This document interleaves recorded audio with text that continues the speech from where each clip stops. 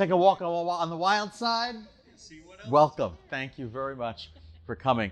100 years ago when I first started doing training, it was paid training. It was a big deal. It was in New York. We did it 3 days. And there was one guy in the back of the room. I think he had a hat on too. And he didn't say much during the 3 days, which is usually not a very good sign. And then at the end of the 3 days, he stayed afterwards, and I was like, uh-oh, what have I done? And he said, you know, I'm a WordPress developer. And I was like, okay, I got to get ready for the sucker punch now. And he said, wow, Drupal's amazing. And then we proceeded to have a conversation of just about how different WordPress and Joomla was. And it was many years ago. So they were at different levels in their development. And it's been a while since I've had an opportunity to talk to someone who's been doing Joomla development. So welcome. I'm interested in hearing from you, your perspectives as well. So we're here to try to get a sense of the things that we can do within our organizations to make changes that will go a little bit beyond the day-to-day, right? And to really make some systemic changes. And so if you were with me this morning, you know I'm big on cultural references and things like that, so fasten your seatbelt.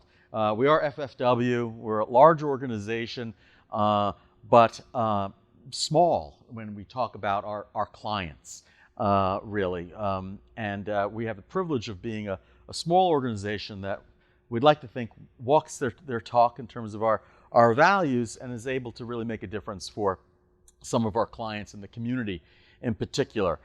And a while back, we started thinking about how to help our organizations that we work with get a leg up on these systemic problems and not just run or jump from small incremental launch to the next, right? And so we started thinking about it, and we realized that they all keyed in very closely to customer experience.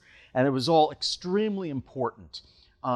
And we also, of course, because we're in this business every day, realized just how important competitively customer experience is for so many of our clients, right? Banks can't compete on interest rates. Years ago, they used to give out toasters, right? Now, banks have a real, customer service mentality, and that permeates throughout our industries with the clients and whom we work with. And so we figured out, didn't take it much mental power, that a customer experience really is affected by these critical areas tremendously. Because in the minds of people that are visiting our sites and the projects we work on, well, they want to get their content.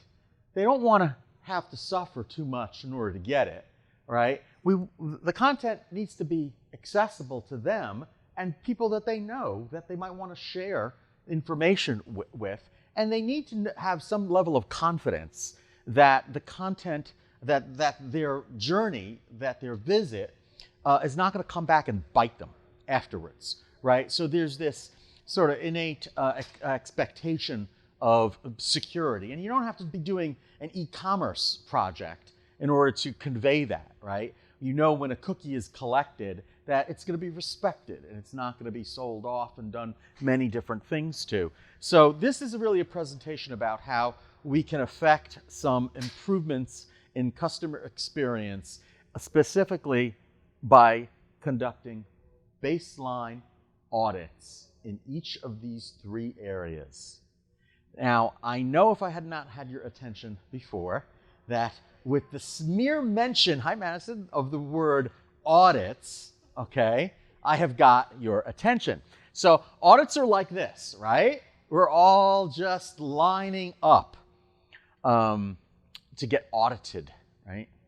But there are some folks, don't take it from me, who have recognized the importance of doing hard things that we might not necessarily enjoy, right? And so we can, there's some credibility where you all are evangelists going back to your organizations and saying, let's do something that makes a difference rather than just running from fire to fire and struggling to put them out, okay? And so when you walk in and suggest an audit, well, you might not be the favorite person, but there's some credibility there. And audits are very well defined, okay? You don't have to go searching for them. Organizationally, they're a fairly common thing. And that there are a lot of different lenses that you can use to see the audits through. So I would not suggest that you evangelize or advocate for a full Six Sigma analysis of your organization. You would probably be kicked out.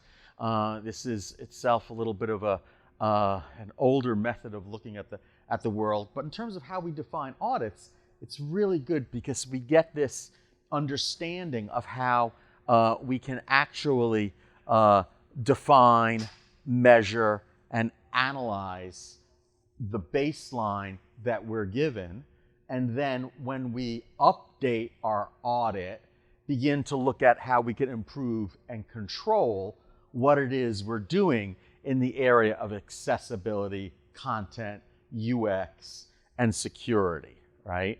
So audits are truly all about the baseline. And if you can't remember a fancy term like DMAIC, I'm going to give you an earworm, okay, so that you remember this notion of baselines in your organization. Because if you don't have a baseline in each of these 4 areas established, you're always struggling with a moving target, okay? So the first one we want to talk about is an audit in the area of content strategies, okay? The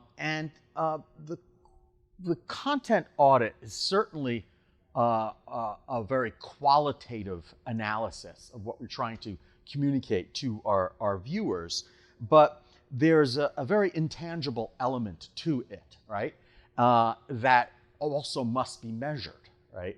And so how in sort of common parlance, everyday experiences, can we begin to measure? Well, we actually do that all the time on television and in the movies, right? And it doesn't necessarily need to be scientific, right? We know that the journey is something that comes natural to folks, right? We all measure our journeys. What was our experience going to the grocery store? What was the experience, doing X, Y, and Z? Do I want to get a cup of coffee at McDonald's, or do I want to get a cup of coffee at Starbucks, right? So we're every day making decisions about what kind of journeys we want to have. It's not always just an end product that we're assessing. And the work that we do is very much about preparing, measuring, and improving those journeys for people and those experiences. And we have lots of examples in history and common usage. We know that the journey is a major concept, and why shouldn't we use it in web development? Well, for one thing, we also know that the value of our code, right, has decreased considerably over the years. It's become much more of a commodity, and just like the bank, right, we need a toaster, right? We need something of additional value that we can present. And there's this whole experience economy now that we live with, and we have to understand that the web is an important part of that, right? So what are the journeys that I think many of us can remember or identify with that we know resonated, right?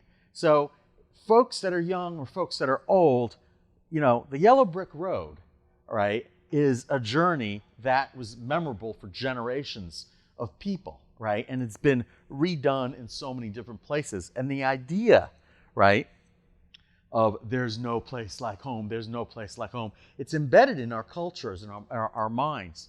And it may be a different movie for different cultures, right? But part of this is you all, at some point, in some journey, in some movie analogy, being able to see yourselves at the center of a journey. So this presents a challenge for us. How can we take what we might cynically think is a boring corporate, website, and put a visitor, in the center of a journey and give them a really good experience that's going to resonate and remember?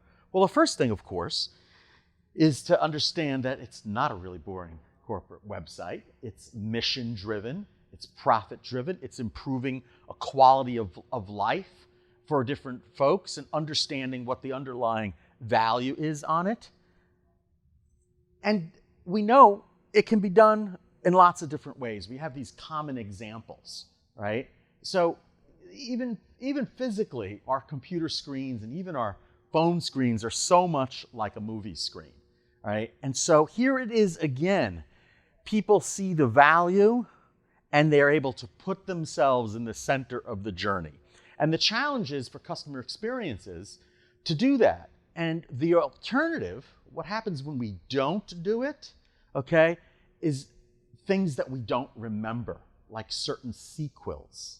Like you might remember Bill and Ted's Excellent Adventure, but very few people remember they had a bogus adventure as well, which was the sequel. Now I think they're doing a third one. Let's see how that turns out, right? But so this is a way of actually understanding that the intangible is measured every day, right? We do it constantly in our own trips, and the people visiting our sites do it constantly as well, right? We all know what a bad trip is. We know what a bad journey is, right? We feel trapped. We want to get off. We're not finding what we're looking for. We feel like we're covering so much ground. These are terms that we hear people use to describe websites, hopefully not the ones we build, okay, but maybe the ones that we're rebuilding, okay? So how does a good user journey feel? What does it look like?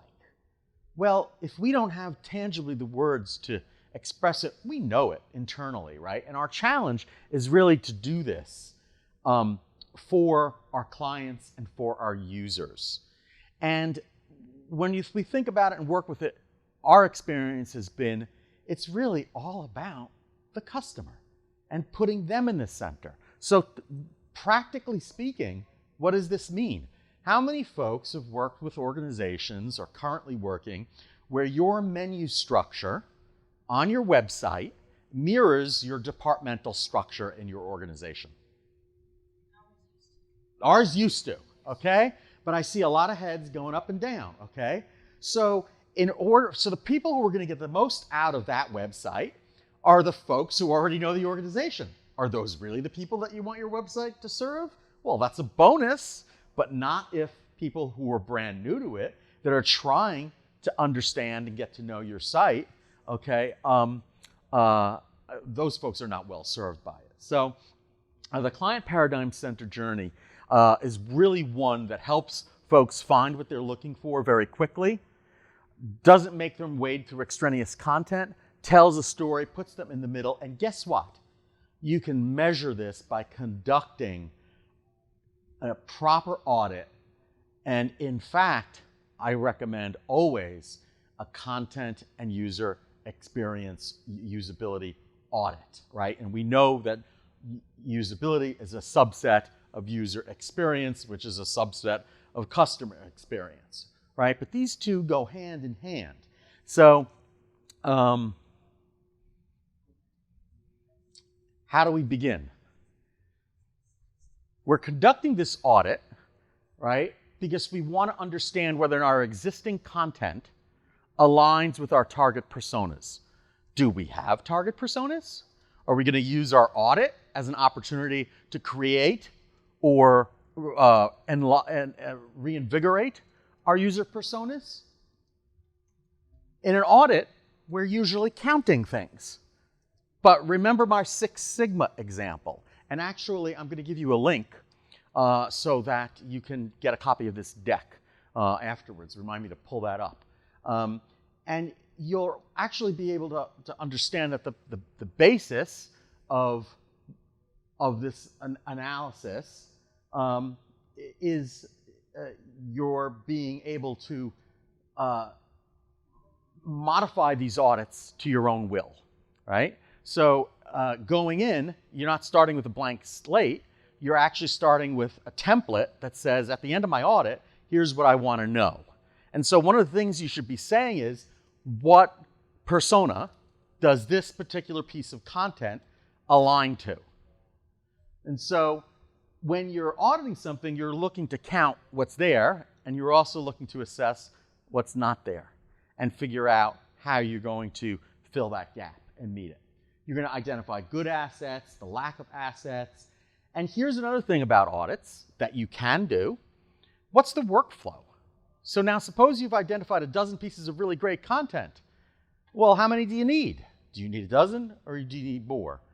Maybe your audit has identified the fact that you need more, but what's the workflow by which you get that content? So this idea of establishing a baseline and using it to stick a pin in something that you can measure from one period of time to the next, but also use to create processes around is really key. Audits involve stakeholders, and I'm going back and forth. I shouldn't do this. I'll try to stay in the picture. You probably don't want me in the picture. Thank you. So, who are key stakeholders in your organizations? Let's raise some hands. Vice presidents? Owners. Who else? Department heads. Your volunteers. So there's a tendency to think about stakeholders, honestly, as the department heads and the owners, and a disincentive to include the folks that are volunteering, that are a cog in the wheel, that actually get the work done, that make sure that things still happen. They're very important stakeholders, because what happens when you don't have those volunteers? Not much. Exactly. The houses, literally in Habitats for Humanity, the houses don't get built. This audit promises to do all these things from you. And the perspective here is, you are all evangelists in training. You're going to go back to your organization and you're going to say, I can't believe we don't have an audit of our content.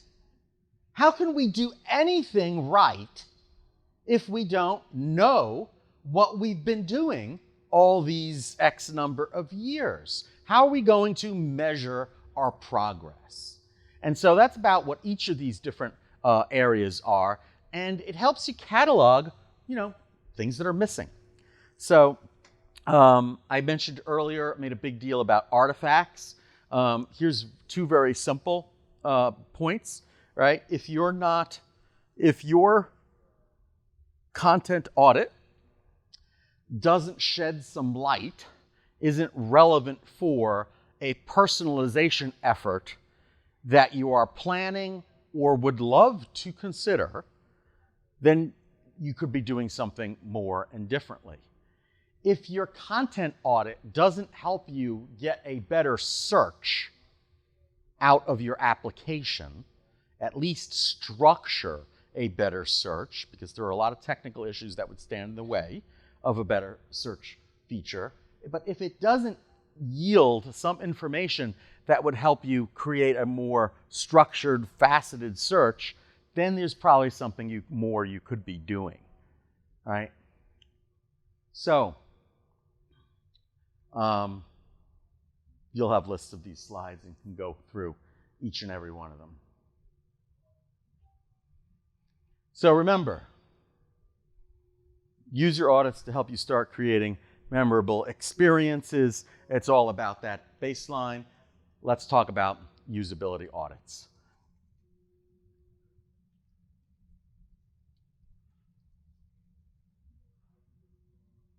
Probably the least understood because they're the most intangible.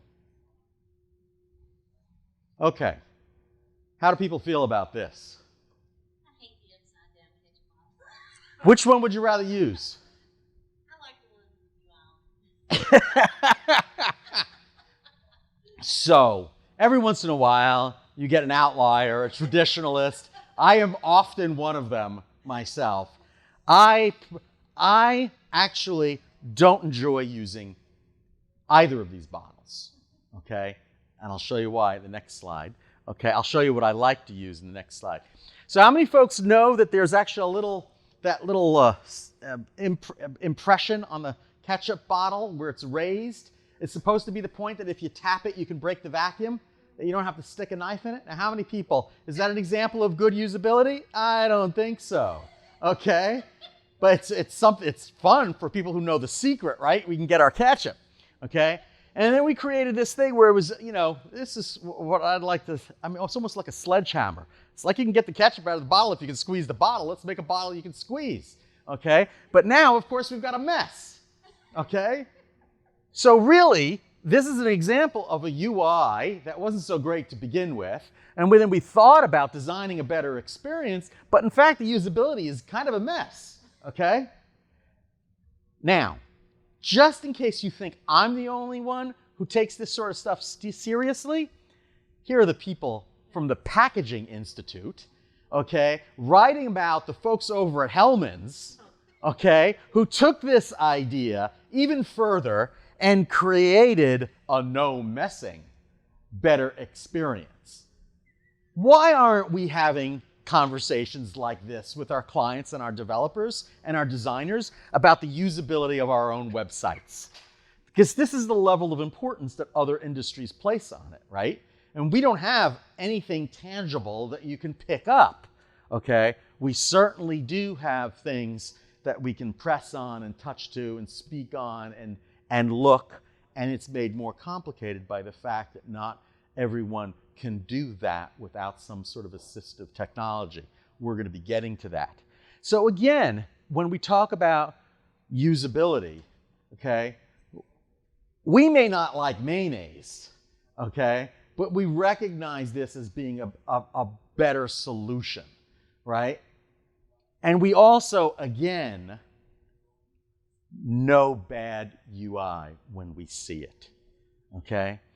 And just like this example, when we do this on our websites, people will run. They won't just get up and leave their computer. They will go and, into the forest and through the trees to try to escape it, right? Whatever. I'm getting a little too crazy. We also know that UIs change over time, okay? So you've had a website since the 90s and it works awesome, right? But nobody's using this phone anymore because it doesn't work as well. Do you think it works as well for the people who were just coming onto your site for the first time as it does for the folks that have been using it for 10 years? Probably not, because they're used to using an iPhone, not a flip phone or a brick, right? So what works well for your existing clients is not necessarily going to work well for the folks that you're trying to attract, right? And so you have to be disruptive in some sense because user experience is not static. So we can measure these things, okay? Don't think for a moment that this is not a very carefully considered and measured design experience. One that is specifically developed to address our problem of commoditization, okay? Whereas we need to begin to focus on the value of the intangibles and of the journeys, and the only way we're going to get our arms around this is by beginning to conduct careful audits. And so, again, this session is all about you guys going home, going back to your offices and saying, holy cow, how is it that we don't have an audit to measure our usability? How do we know that that quote-unquote improvement that we're just hiring folks to do, okay, is really going to make a difference if we haven't measured where we've been before? Right? So we are great at starting new projects. We are great even at completing them. We're not great at measuring how well our solutions are actually doing. And of course, we're not trying to measure the intangible. We're actually trying to measure the solution. And that's eminently more doable. It's changed an awful lot over time, People think that this change is going to stop anytime soon? No. Audit strategies. Measure the solution. Processes and authentic outcomes, conversions, fan mail, right? That all relates. Lots of different performance indicators. We're ending at 2:45. Anybody know? 2:50, thank you. Collecting normative and outlier stories are also an important part of your auditing process. A lot of folks try to do the math, whereas what they really should be doing is creating two different sets of data, one to account for the outliers and one to account for normative topics. I really like, I don't know who this person is, but I really like the way he expressed things, and I figured he knew something about it being a front-end developer, right? So lots of things that we can measure through our audits. Again, copies of this deck will be provided upon request. Early and often with our audits, I worked with a business consultant years ago. We used to do strategic plans.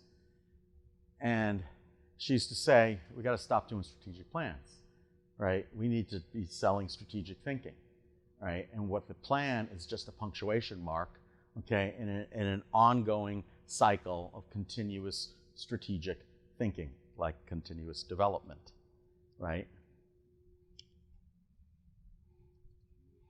Often we see something that's not on our site and we say, okay, we don't have to deal with it, but your visitors do. And are we auditing the user experiences on those third-party systems? Because they're assessing it, right? They're deciding, is it worth that $5 cup of coffee, right, that I would pay for Starbucks? Is it worth it to be on this site? Or should I just jump? Because chances are I can find this information some other place. So lots of different data that we can collect as part of an audit like this. Now, search engines like Google can be a help. We tend to ignore the massive amounts of data that can be presented with Google and rarely take the time to work with that data and create useful information around it that's actionable. When you create an audit, it immediately places emphasis on that so that you can actually go, everybody collects their Google data, but how many people actually go and analyze it and use it, right? An audit creates the vehicle for you to do that, right? Because never just plan, you know, what's that saying? Bet you can't have just one, okay? That's the attitude with an audit, right? You establish a baseline and then you iterate, you measure again, and you assess your progress, okay? So that's the process by which you're going to get to finally analyze that Google data and other data as well. And more on the idea of measuring what's elsewhere, right? So lots of take-homes and information on this in this deck. Let us know. We're going to send it to you. I want to make sure I've got plenty of time for questions and comments afterwards. But each of these audits should yield artifacts that ought to be, we were discussing this, about what makes a good infogram. Is it infogram, right? And we were discussing some early versions of a project that we're working on. And a couple of us at the same time said, yeah, but can you stick it on the wall? And we all knew at that point that we had one of our measurements, right? Is it convey enough information? Is it usable enough that folks will want to and be able to print it out in a format where they're going to stick it on the wall and reference it even when they could pull it up on their screen? It's always there on the wall. And then we took it a step further, right?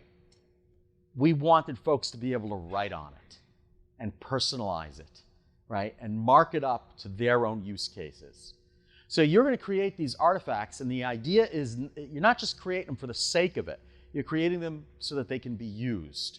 It used to be audits got done. I worked for non-for-profits for many years. The audits got done. We'd look to see if there were any material findings. If there were no material findings, they went on the shelf. Nobody ever paid any attention to them. Same thing for that matter with annual reports, right? But we're not talking about that. We're not talking about those kinds of audits. We're talking about the audits that establish baselines from which we can measure our progress. Yeah, and so on site we've got some more stuff that you can use. So I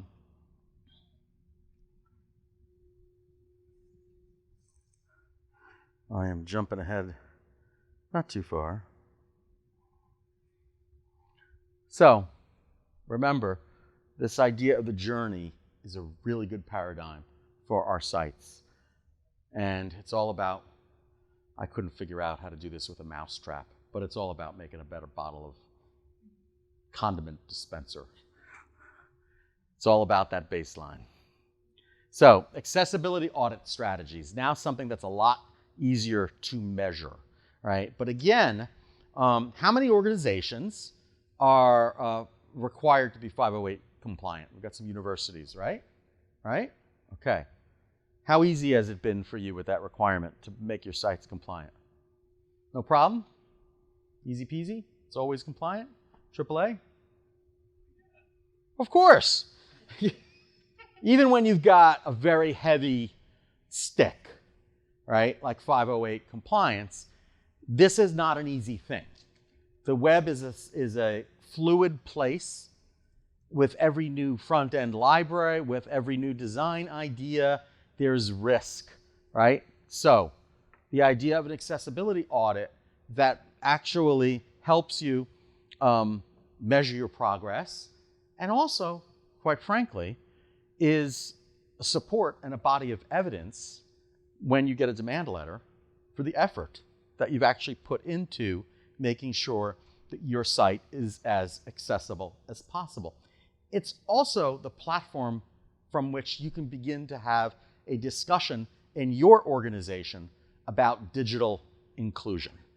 So I like to think of accessibility as a minimum criteria, right? We think about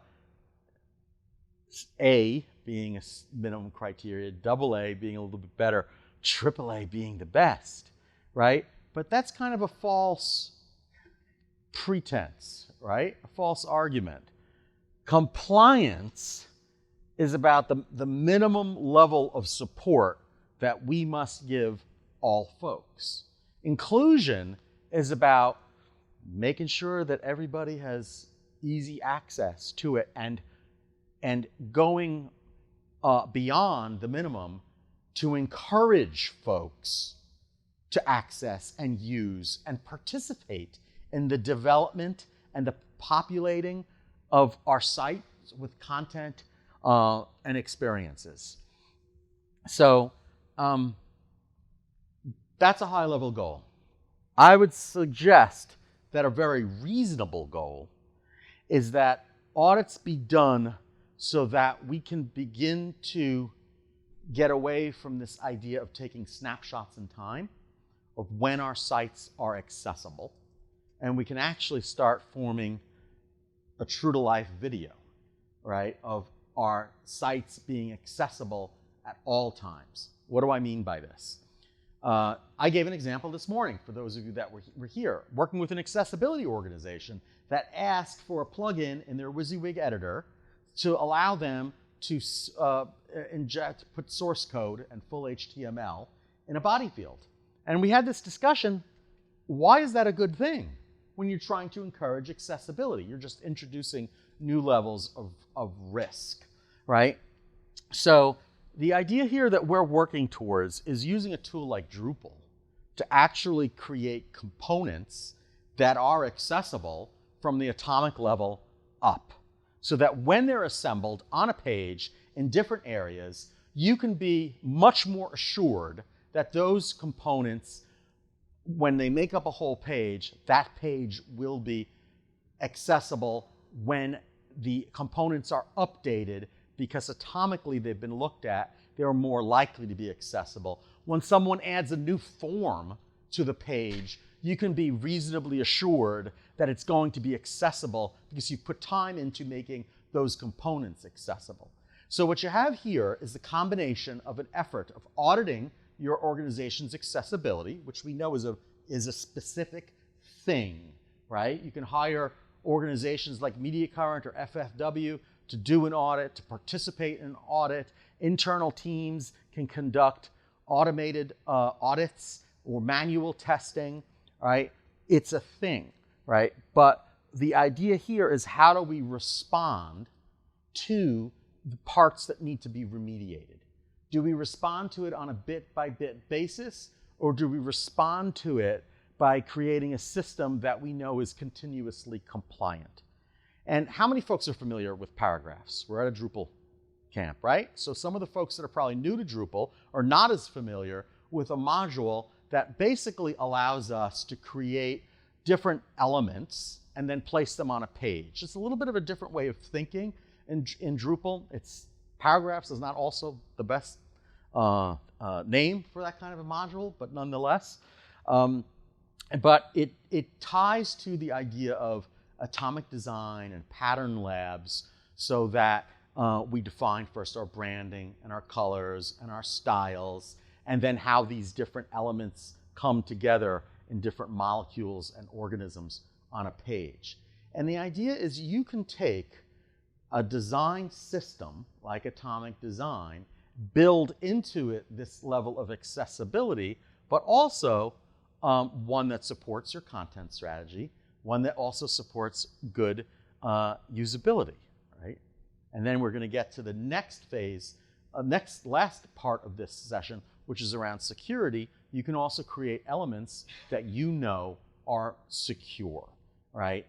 Or at least get you to a baseline level of secure that you can go and test once the page is fully assembled, right? So there's this system, design system, that can be used to ensure continuous accessibility, but really you can only measure it once you've got a baseline audit, right? So accessibility has been around for a while. How do we begin to think about accessibility in new ways? How do we go home, back to our organizations, and tell folks they ought to conduct an accessibility audit, especially if the folks on the, if the organization is not 508 compliant, and they hear that Domino's is disputing the claim, right? Well, what you can say to them is, you can run, but you cannot hide, okay? And I like to use this, an example of that.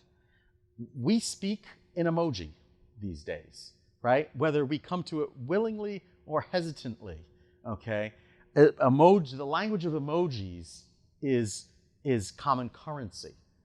These new emojis are launching this month at the request quite some time ago of folks like Apple and Google.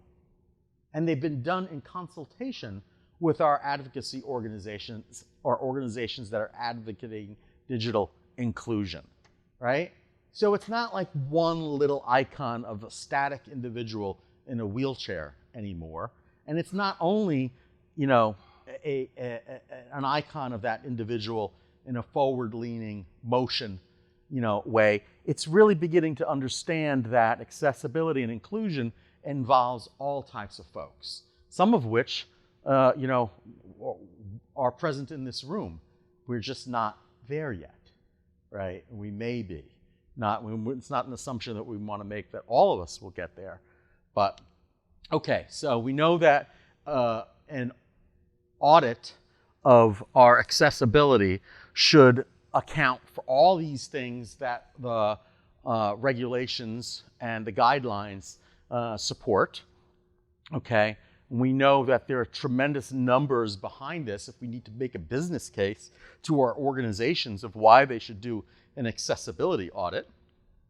And we know that there's a body of best practice, even though the regulations are in a constant state of flux and postponement in terms of being endorsed and fleshed out, right? And we could also still go back to 508 as a minimum compliance level, right? So, lots of tools, lots of resources. We have been working with Site Improve and their tool. Their suite, very good. Lots of general useful ones. These get old as soon as you put them up on the screen. We keep trying to update them. But and an example of atomic design that you can find an explanation of it probably better than the one that I gave. An example that I've chosen specifically, not just because it's a friend of mine who developed it, but also because they actually cite accessibility as a reason for them building out this design pattern, right, to ensure continuous compliance. So again, happy to provide people with this slide deck, and by all means visit our site and get the ebook to learn a little bit more about this. So audits essential to our accessibility compliance. Remember that baseline. There's a whole other section that I have 3 minutes to get to, so let's give it a try. Security audits, probably the densest, and which you'll refer to this deck the most about. But there's some really important things. We tend to ignore security unless we have highly transactional websites. But there are all sorts of ways that user information can be exploited. And we have definitions of specific security audits, but what we really need to remember is this part. We're all afraid of breaches, but that's just the tip of the iceberg. Because why do breaches happen? Breaches happen so people can do bad stuff with your clients and your own stuff, right? So this, again, how do you go home and convince folks and say, have we done a security audit lately? There's a long-standing IT model of security which really helps inform the work we do in web security today, okay? And that's the idea that in order for something to be truly secure, you've got to meet these 3 criteria, right? Your information needs to be available, it needs to be correct, right? Have integrity, right? And it needs to be protected from prying eyes. Policies that support, that triad are extremely important, okay? To actually have the policies. Without the policies in place, you can't begin to get a sense of how well folks will adhere to them, right? So this is a school of thought and a reality that I call it the Forrest Gump School of IT security, right? Secure is as secure does, right? Years ago when everybody was asking us if Drupal was HIPAA compliant, this is what I used to tell them, okay? I was like, well, secure is as secure does, okay? If you hire an organization that knows how to keep your material confidential, all right, and knows how to adhere to HIPAA rules, okay, then you're going to have a HIPAA-compliant Drupal site. If you hire an organization that doesn't know anything about that, then no, Drupal's not compliant, right? Secure is as secure does. And so these safeguards, a good portion of them certainly are technical. A good portion of the brute force ones in particular are technical, right? But if your security policy doesn't have operational procedures, then you're not protected from each other, right? You're not protected from people, right? And I have another slide up here that really talks about, those yellow stickies on the wall with the passwords written. It's like, what's the biggest threat to security in the IT industry? It's 3M, the people who make those little yellow stickies, right? So the idea of having not just policies, but procedures by which you can actually check and measure to make sure your people are following the procedures that the policies are built around. That's a security audit, okay?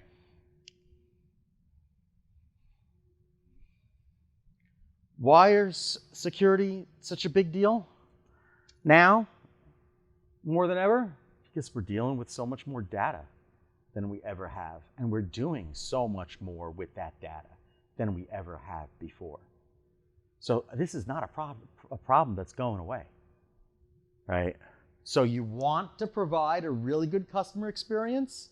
You want to be able to have a statement on your website that says our organization pays, puts a premium on security and to make sure that, your data and your information is safe. And every year we do this, that, and the other thing. And just the fact that you can say it because it's true, okay, lends a real quality to your customer experience, no matter what type of organization you are, right? I got ahead of myself. Right. And then finding out about those breaches when they happen, oh my gosh, that's a whole different discussion. But here, okay, when we think about data security and customer experience, we also have to think about many different levels, right? We're not just talking about securing our website. We're talking about securing our API. We're talking about securing our mobile applications. You get the idea. Good way to think about this, similar to the triad, is understanding code, storage, transit, and everybody else's neighborhood, right? And being able to conduct these audits, this is not a simple thing, but doing this on a regular basis and being able to convey this as a matter of your customer experience, this is worth a lot of money, right? This is a real competitive edge for a lot of different organizations. When I fly and when my kids fly, I'm always checking to see which airlines have had the least accidents over a given period of time, right? And sooner or later, we're going to get to that stage. And when we work with clients who are in a competitive arena, this is currency. So remember, it's all about the baseline. In an audit, a security audit in particular, choose your firm carefully, choose your firm well. Don't ask Jack or Jill in IT to do it, because what's their job? 9 to 5, every day, what's their job? To keep your site running securely. So you're not going to take them off their job to get them to do an audit, because then your site won't be as secure. You've got to bring in additional resources for it, okay? Don't just run an automated scan, okay? Do set the ground rules when your audit firm asks you to send the credentials for the root directory of your server via email. Think twice about it, okay? Think twice about whether or not you want them to do your audit, okay? When they send a messenger over that shows you, okay, the ID and that they actually work for that place, okay, then you can be a little bit more confident about transferring critical data to them. You want to make sure that you're not handing over the keys to the kingdom to somebody who's going to hijack them and run with it, right? And finally, we tend to think like, oh, in order to know whether or not this company is going to be good, we need to make them find all these problems. Well, no, you don't go to the doctor and not tell them that, you're hurting, right? You go to the doctor and say, this hurts and that hurts and this hurts. And the same thing when you do a security audit, we're concerned about this, we're concerned about that. Could you look at this? Could you look at that? Okay? And then even if you get a report that's not so great, that's good news, because you can begin to measure from it. This is complicated. It is not rocket science. There are folks out there like the OWASP Consortium that have been keeping track of these things for a long time. Do these things all the time. Don't fear the audit. Keep calm. Embrace the suck. I'm glad we have had this time together. Thank you for indulging me once again. Really, my pleasure. And I'm way out of time. My apologies.